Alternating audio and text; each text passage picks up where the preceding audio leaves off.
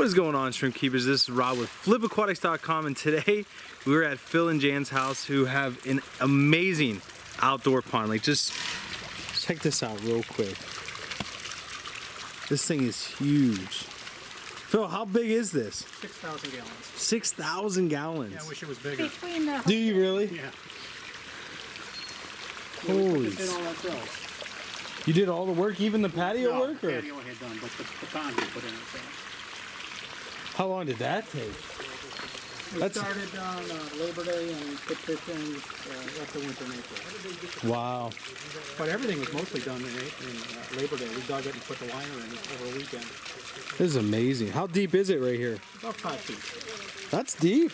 So they overwinter, no problem. Yeah, they stay on all winter. Now, what type of koi do you have? I have orange ones, and yellow ones, and white ones, and black ones. Okay, so we're in the same place then. Yeah. You're like Gary. He was like, "Oh yeah, that's so and so, and this one's really nice." And I can appreciate it. These are nice to look at, koi. These are not $3,000, $10,000 fish. No, but they're awesome. Look at them, how hungry they are. They're always hungry. He hasn't eaten in 2 months, so his organs are shutting down. So oh, so he's getting... That's why he looks really ragged. He's just an old fella. He did. I have a lot of old fish. How big of a tank is it? It's a 150. 150? 180. No, it's 150. 180 is 6 inches deep. And the air one is how old, you said? 27 years. Holy smokes. And he won't touch anything, food-wise. No, I think his organs are shutting down. He's starting to fall apart. That's an old fish. Do you know what the average is, lifespan for him? 12 to 15. So he's well beyond his years. Yeah. This is retirement village for now. Yep. Actually, it's assisted living. Isn't it? Awesome. Then is the fish room downstairs? Yes. Yeah. You want to check that out now or in a little bit? You can check it out now. Okay. I love the waterfall. Where'd you guys get that from, the fountain? Well, actually, I do a program that talks about why that fountain is there. Yeah? That's how the pond got here. She bought it before we had a pond. And then you had to build a pond And to fit it. It weighs, I think, 27,000 pounds. She thought she was going to pick it up herself and get it out of the truck. How much does it really weigh? I believe it weighs about 600 pounds. Holy smokes. It's solid marble. So that's what caused the fish room, right? Or the pond, at least. Yes. Like I said, I've got a program that I do that talks about that particular statue and how the pond came to be. Does it go through the whole process of Yes. building this? Yep. Wow. Planning and putting together and where it ended up. Amazing. It's nice that, I know Gary said that they ran into limestone right away. Did you have that problem here? Into water. Water? Yeah, once we got down about 5 feet, it started filling up with water. And then it filled all the way up? Or No, because there's a liner underneath it. I stopped digging when I hit water. Yeah, that was deep enough then. That's cool. So is this your favorite thing, this pond? Oh, I have lots of favorite things. Do you? We like sitting out here. It's a nice place to sit and watch, listen to the water. Absolutely. So the wife was the one that really wanted this? Well, we both did. But the timetable got moved up. Because of the fountain? Yep. I got tired of looking at it sitting in my driveway. So it was time to build it. How about this? The plant in the middle. It looks like marijuana. It does kind of look like marijuana. I wasn't going to say nothing. It's called a swamp hibiscus. Now, do the roots go through the liner ever? No, they're in a pot. Oh, it's in a pot. Oh, that's nice. That and this are both hibiscus. That's a little different flavor of hibiscus. So that one's about a month away from blooming. That one likes to bloom in August and September. Very nice. How about this one? What's that? That's a bog lily. Bog lily. Now, most of these overwinter, or do you bring them in every year? The hibiscus stay out. They're hardy. The lilies have to come in. The elephant ear comes in. That elephant ears, those are some good-looking leaves. They really like living in the water. Yeah, they're spreading like crazy. I keep a little piece of that every winter, and then I put it back out in the spring, and it gets huge like that over the summer. Oh, so you just take in one piece and let the rest die off. How about this? It looks like some sort of pine. The cypress tree. And they like the water too. He stays out all winter also. The lotus stay out all winter. And this is Boomer? No, that's Zoomer. That's Zoomer. Zoomer likes to play with the koi. Zoomer. Very nice. Zoomer's not quite 2 years old, so he hasn't been enough yet. Gotcha. Now, up here, do you keep fish, or mostly they just make their way down to the bottom? There's not supposed to be any fish up there, but there's 3 koi that got up there somehow. Somehow, some way. Yeah, I think the filters suck the eggs through and dump them up there. Oh, so it's the little ones. Interesting. Now, how deep is it up here? About 16 inches. Oh, okay, so not too deep. Very nice. And you still got more out here, right? I saw a pond up here, and then I just saw a glimpse of one back there. Yeah, and then I've got a big stock pond down that direction. Now, what do you keep? Like bass and Sunfish bluegill? and largemouth and tons of mosquito fish, which I never put in there. I'm not sure how the mosquito fish got in there, but there's probably 3 million mosquito fish. Wow. And the bass don't eat them. I think there's too many to eat. There's too many to eat. And you got a pool. There's no fish in there, Well, is there? That was supposed to be a temporary koi pond because I thought I had a problem in here, so I bought it to take the koi to put in there to repair my liner, but it turned out that wasn't the problem. So now it gets filled up in the summer. Nice place to cool off. Oh, yeah. It's just a Well, cheap. it worked out all right. Something, like I said, it was supposed to be for the koi, but since they didn't need it, we use it. Okay. Oh, wow. Some big tanks.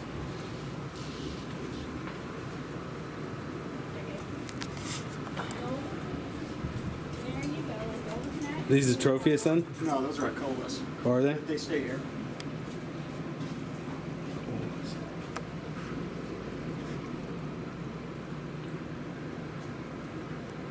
Very cool. What's this big guy? That's a big old red-tailed catfish that he's 25 years old. Wow. Is this what that one guy in near the OCA? He always used to bring them. I don't know. Oh, what is it? I forget his name. That fish gets huge. That fish will go to 8 feet long if you feed it every day.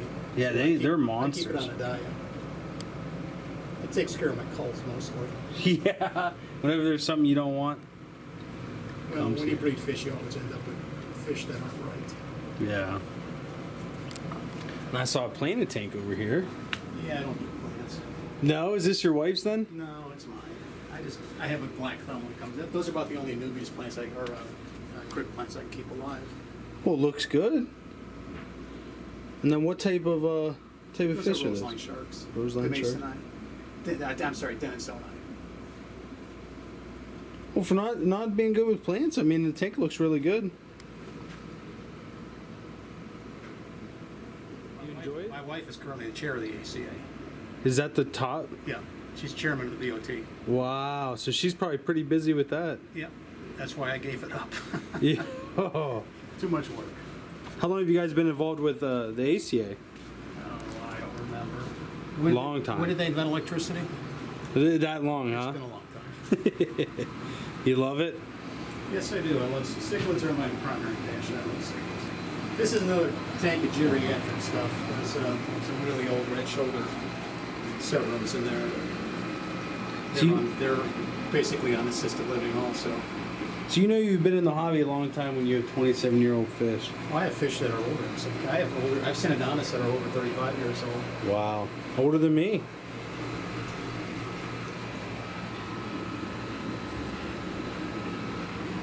Very cool. Now, how many tanks we got in here before we go in? If you count everything, 115. Holy smokes. This one's got some rainbow fish in it that are growing out. Glossoleptis and Cissus, the New Guinea red rainbows in here. New Guinea You probably reds. won't see them. They're about Oh, I see that some big. fry. Well, yeah, there's a couple different. Those are about a week old. The little guys in there. Yeah, they're tiny. Yeah, they have microscopic babies. Wow, so they breed out here, spawn out here? No, the adults are inside. I put them. Oh, they breed in okay. mops. I put the mops. So you out bring the mops out. here. So I put 2 mops out here about a month apart. So these are our new ones. Those are probably hatched out about a week ago. That size. What survival rate do you get on them out here? Is it pretty good? Yeah, they have to come in obviously when it gets cold. Yeah, so you'll drain this down, take everything out of there? I love your backyard.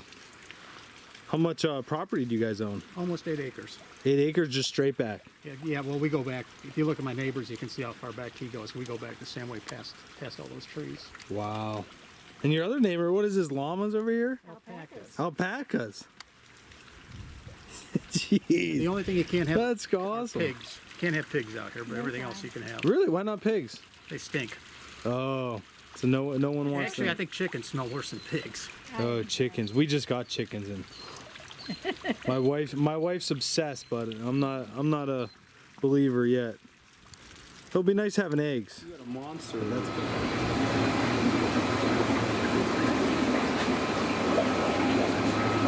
Oh, these guys are huge. What are these ones? Those are Uaru and Inarde River species. Seven species. Wow, they're healthy. They're big. More rose lines? No, those are filamentosa. Filamentosa.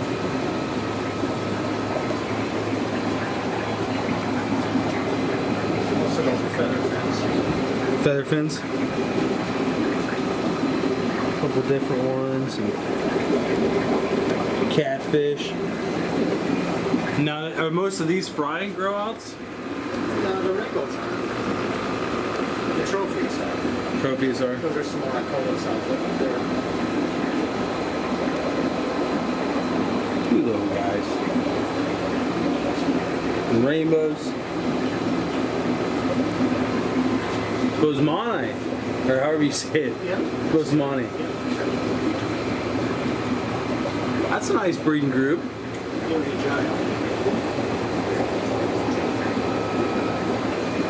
They're pretty social.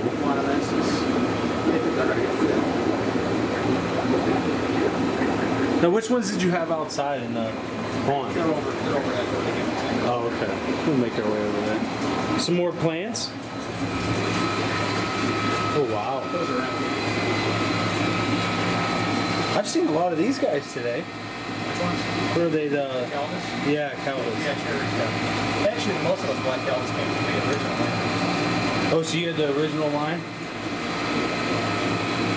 That's pretty cool how far your fish make it to fry. These guys are beautiful. It's called a crying whiptail.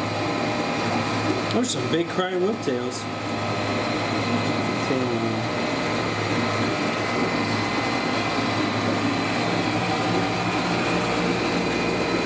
Now, is your wife, obviously she's pretty involved into aquatics. She's the chairperson of the ACA. Yeah. Who's more involved in it, you or her? You know what? The fish breeding. Me. You? Yeah. She's more of the organization type. She helps me change the water in that tank and the other tank. Everything else is up. Everything else is you? Does she enjoy coming down and watching them at least? No, No! not really. I don't know. Is she around somewhere? We get in trouble when she puts on YouTube. Yeah, she likes watching. She likes watching. Now, who was first into it? You? Or were you both? I've always had fish. I had fish in college. She's in my dorm. So. Wow. And she kind of got into it because of before you? we got married, I told her I like fish. She says, I like fish too. I have a guppy tank. I said, no, I really like fish.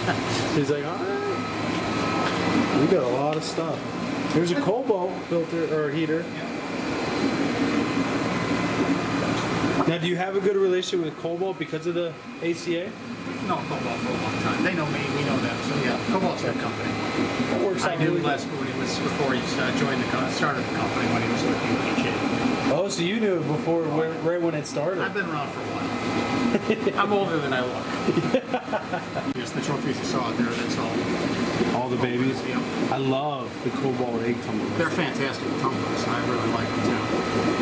Hey, look at these guys. Some huge egg sacs. How recently did you strip them? A week ago. Wow.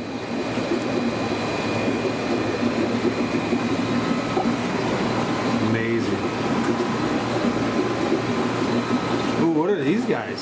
Zigzag rainbow Doherty eye. Musclelet's Doherty eye.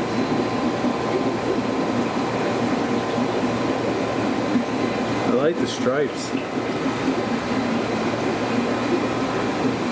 Matin filters in all the tanks? Yep, most of them, well, except for some of the big ones, yeah. I changed those over about a year ago. Are they all port foam or Yeah. I know him too real well. Stephen Tanner? Yeah. A few babies in that tank. Oh, just a few? That's a nice little pond. Now, is this all slate from the backyard? No, they actually came from the living in Chicago, the quarry in Chicago. These guys are nice albinos. At least I think they're albinos, right? Yeah, albino red. So you do keep some live bears, few. even though you're a cichlid guy. I keep everything. A little bit If of it everything. swims, I keep it. Nice. As long as it's not a hybrid. You don't like the I hybrids? don't like hybrids.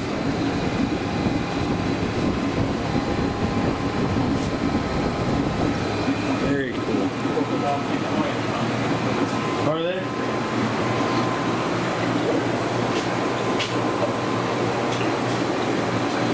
Now, what's your prize fish out of the room? My prize fish. Yep. There's Jan. I have too many of them. This is kind of an interesting fish. It's a chromite that comes out of India. There's two other ones that are very common. There's a red chromite and there's a green chromite. Both of those chromites are brackish water fish. This is a true freshwater fish. There aren't so many people in the hobby that are keeping that. It's called the banded chromite. Banded chromite. Canarensis. They pretty hard to breed then? I don't know. There's a guy in Canada that's had really good luck with them. Mine are still too young, so they're still Okay. too small. So how big is their max size? Probably double that, or? Yeah, maybe double it. They don't get terribly large. It's a gorgeous fish. These are the rainbows that are on selling. Oh, It's a little dark in there, but the New Guinea red, they're bright red fish. The males get a little pushy, so you got to keep them in fairly decent sized tank. They won't live very long in a 20 gallon tank. They'll tear each other up. So what size tank is this spot? These are 30s. That's probably the minimum you want to keep. for that fish problem. Well, here's a bunch of little fry. Those are actually Steve. Those guys. From Steve? Steve Kelly. Oh, not the Steve that's here, the other one? This Steve. Oh, this Steve, okay. Adults came from him. Oh, there's a bunch.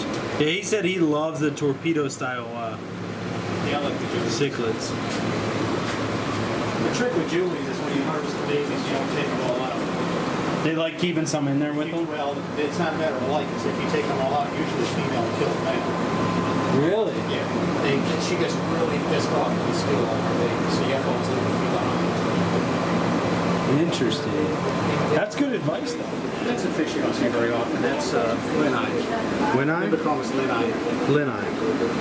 You see it kind of has an unusual downturned mouth on the front end of them. Yeah. Wonder why they developed that. Type of feeding they did. There's a reason. I don't know if they're sandsitters or not. I think they're gave us some part of this. Yeah, I could be wrong on that. it's interesting. These guys, I've never seen these. Yeah, that's Bantha babies. That's Bantha babies minor. Most of the Bantha babies get about 3 feet long. This fish that maxes out at that size. Wow. And those actually, they spawned, these are babies from the adults I had earlier. Oh, so you spawned these before? But these haven't spawned. These are the result of a spawn. But Do these you guys need have never spawned. Are they egg layers or They're mouth. mouth brooders? Type of cichlid or no? Yeah, it's a tank and you can open water park. Oh, that's amazing.